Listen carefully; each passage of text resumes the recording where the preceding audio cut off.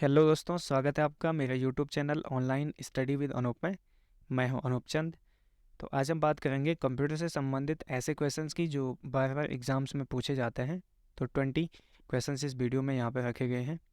तो अगर आप मेरे चैनल पर नए हैं तो चैनल को सब्सक्राइब कीजिए, बेल आइकन को प्रेस कीजिए ताकि वीडियो अपलोड होने के नोटिफिकेशंस आपको मिलते जाएँ। तो चलिए गाइस, वीडियो को स्टार्ट करते हैं। तो आज का हमारा सबसे पहला जो क्वेश्चन है वो आप यहाँ पे देख सकते हैं। क्वेश्चन है हमारा, हाई लेवल लैंग्वेज में लिखा गया जो प्रोग्राम होता है उसे हम क्या कहते हैं। तो इसके लिए आपके पास चार ऑप्शंस यहाँ पे हैं। एक है आपका सोर्स कोड, सेकंड है आपका ऑब्जेक्ट कोड, थर्ड है आपका मशीन कोड और फोर्थ आपका यहाँ पे असेंबली कोड। तो जो हाई लेवल लैंग्वेज में लिखा गया प्रोग्राम होता है उसे हम सोर्स कोड कहते हैं।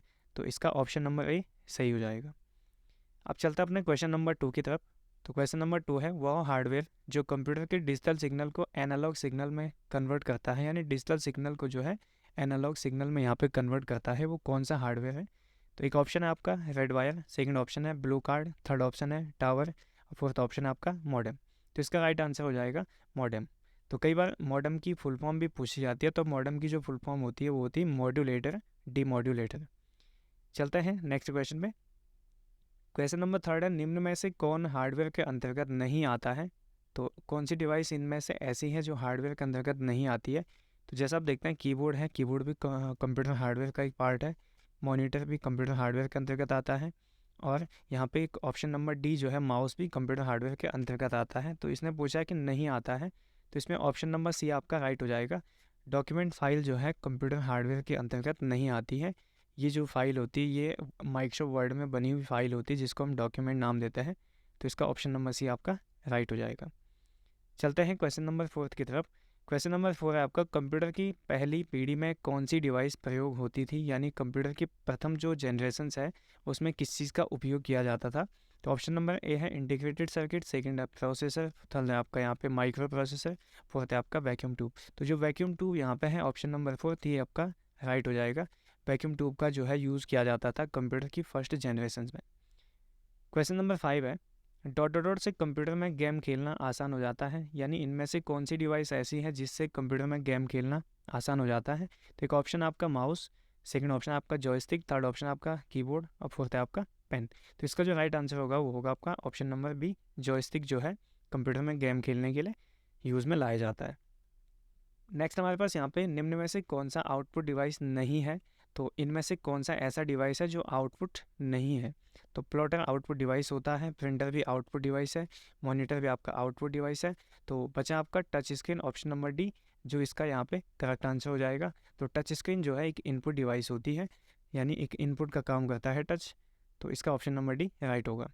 क्वेश्चन नंबर 7 है, अबेकस का जो आविष्कार है वो किस देश में हुआ था। तो जो अबेकस है इसका आविष्कार किस देश में हुआ था ये पूछा गया है। तो option number A Bharat, B आपका चीन, सी आपका अमेरिका, फोर्थ है आपका यूनान। तो इसका राइट आंसर होगा ऑप्शन नंबर बी चीन। तो चीन में जो है अबेकस का आविष्कार हुआ था। क्वेश्चन नंबर 8 है, HTML का पूरा नाम क्या है। तो HTML की फुल फॉर्म पूछी गई है। तो इन चार में से आपको ऑप्शन नंबर ए देखो, high transfer machine language, high transmission markup language. Option number C है हाइपर टेक्स्ट मार्कअप लैंग्वेज। और गाइस आप अपना स्कोर पे कमेंट कीजिएगा कि आपके कितने स्कोर बन रहे हैं। क्वेश्चन नंबर 9 हमारा, वेबसाइट का जो मेन पेज होता है उसको हम क्या कहते हैं, यानी जो मुख्य पृष्ठ भी हम इसको कह सकते हैं। तो इसको क्या कहा जाता है। तो यहाँ पे हमारे पास है होम पेज। तो ऑप्शन नंबर बी इसका राइट हो जाएगा। किसी भी वेबसाइट का जो होम पेज होता है, मतलब जो वेबसाइट का मेन पेज होता है उसी को हम यहाँ पे होम पेज नाम भी देते हैं।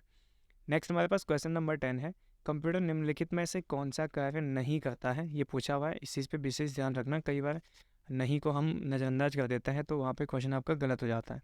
तो कंप्यूटर में प्रोसेसिंग होती है, कंट्रोलिंग होती है, इसी के साथ साथ आपका इनपुट भी होता है डेटा, बट अंडरस्टैंडिंग नहीं होती कंप्यूटर में। तो इसका ऑप्शन नंबर सी यहाँ पे राइट हो जाएगा। क्वेश्चन नंबर 11 है आपका, कंप्यूटर द्वारा प्रोड्यूस किया गया जो परिणाम होता है या जो रिजल्ट होता है उसे हम क्या कहते हैं। तो एक आपका डेटा, एक आपका मेमोरी, थर्ड है आपका आउटपुट और एक आपका इनपुट। तो देखिए गाइज यहाँ पे ऑप्शन नंबर सी इसका राइट होगा आउटपुट। तो जो कंप्यूटर से हमें डेटा प्रोड्यूस होकर मिलता है या प्रोसेस होकर मिलता है फाइनल, उसे हम आउटपुट कहते हैं। नेक्स्ट हमारे पास क्वेश्चन नंबर 12 है, मॉनिटर किस प्रकार की डिवाइस है। तो input device, output device, processing device, storage device. तो यहाँ पे देखिए इनपुट डिवाइसेस का काम होता है कि जो किसी भी यूज़र के पास कोई डेटा है, माना सपोज एक यूज़र है, उसके पास कोई डेटा है, इसको ये डेटा भेजना है कंप्यूटर सिस्टम में, तो उसके लिए जितने डिवाइसेस यूज़ होती हैं वो होते हैं आपकी इनपुट डिवाइस। तो यहाँ पे मॉनिटर पूछा हुआ कि मॉनिटर कैसे डिवाइस है, तो आप जानते हैं मॉनिटर से हमें डेटा जो है रिजल्ट के तौर पे मिलता है सॉफ्ट कॉपी में। तो यहाँ पे आपका ऑप्शन नंबर बी राइट हो जाएगा। तो मॉनिटर एक आउटपुट डिवाइस है। क्वेश्चन नंबर 13 है, आउटपुट है यानी आउटपुट किसे कहेंगे। तो यहाँ पे 4 ऑप्शन है, जो यूज़र से प्राप्त किया गया डेटा होता है या किया जाता है। सेकंड ऑप्शन है जो यूज़र को प्रदान किया जाता है। तो यहाँ पे देखिए यूज़र से प्राप्त किया जाता है का मतलब ये हो गया कि किसी यूज़र के पास जो डेटा था उस डेटा को जो है कंप्यूटर ने रिसीव किया है। तो एक तो हमारे पास ऑप्शन नंबर ए ये कहता है। ऑप्शन नंबर बी कहता है जो यूज़र को प्रदान किया जाता है, माना कोई सिस्टम है, उस सिस्टम पे कोई आउटपुट दिख रहा है, वो उसको कौन यहाँ पे रिसीव कर रहा है, यूज़र। ठीक है, तो ये ऑप्शन नंबर बी इसका यहाँ पे राइट हो जाएगा कि जो यूज़र को प्रदान किया जाता है उसे हम क्या कहते हैं, आउटपुट। नेक्स्ट क्वेश्चन नंबर 14 है, तृतीय पीढ़ी के कंप्यूटर में प्रयोग होने वाली भाषा कौन सी थी। तो यहाँ पे भाषा पूछी हुई, थर्ड जनरेशन के जो कंप्यूटर्स होते हैं उनमें कौन सी लैंग्वेज का यूज़ होता था। तो वो आपका यहाँ पे ऑप्शन नंबर बी राइट हो जाएगा, कोबोल। तो कोबोल का यूज़ होता था थर्ड जनरेशन के कंप्यूटर्स में। क्वेश्चन नंबर 15 है, कंप्यूटर की आईसी चिप, कई बार इसका फुल फॉर्म अगर पूछा जाएगा तो आईसी का फुल फॉर्म होता है इंटीग्रेटेड सर्किट। तो आईसी चिप के जो उत्पादन के लिए आवश्यकता होती है, या यही क्वेश्चन आपका ऐसे बन सकता है कि आईसी चिप किस चीज़ की बनी होती है। तो यहाँ पे आपका ऑप्शन नंबर डी राइट हो जाएगा, सिलिकॉन की। तो जो आईसी चिप होती हैं वो सिलिकॉन की बनती हैं। तो ये आपका right answer option number D.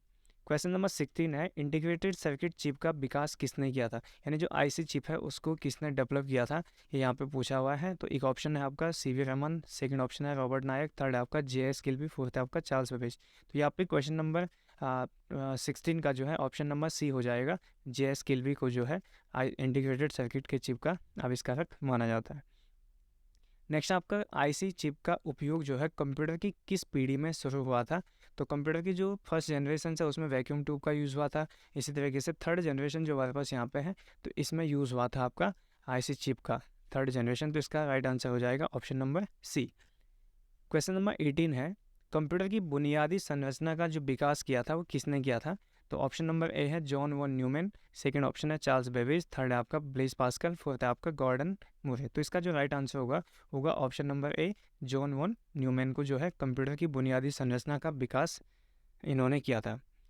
Question number 19 है, भारत में निर्मित प्रथम कंप्यूटर कौन सा है। तो भारत में निर्मित जो प्रथम कंप्यूटर है उसका नाम है गाइस सिद्धार्थ। तो ऑप्शन नंबर बी इसका यहाँ पे राइट हो जाएगा। और लास्ट क्वेश्चन आज का हमारा है, मौसम पूर्वानुमान में कौन सा कंप्यूटर उपयोग किया जाता है। तो यहाँ पे आप देखेंगे super computer, mini computer, mainframe computer, इनमें से कोई नहीं। तो इसका जो राइट आंसर होगा वो हो जाएगा सुपर कंप्यूटर का जो है यूज़ किया जाता है जब भी मौसम का पूर्वानुमान लगाना होता है। तो ये थे हमारे आज के 20 क्वेश्चंस। तो कैसे लगी आपको वीडियो, वो आप वीडियो को लाइक कीजिएगा, कमेंट कीजिएगा, अपना स्कोर आप कमेंट कीजिए। यदि किसी क्वेश्चन में आपको डाउट हो या कोई क्वेश्चन का आंसर आपको लगता है कि चेंज होना चाहिए तो आप कमेंट करके बता सकते हैं।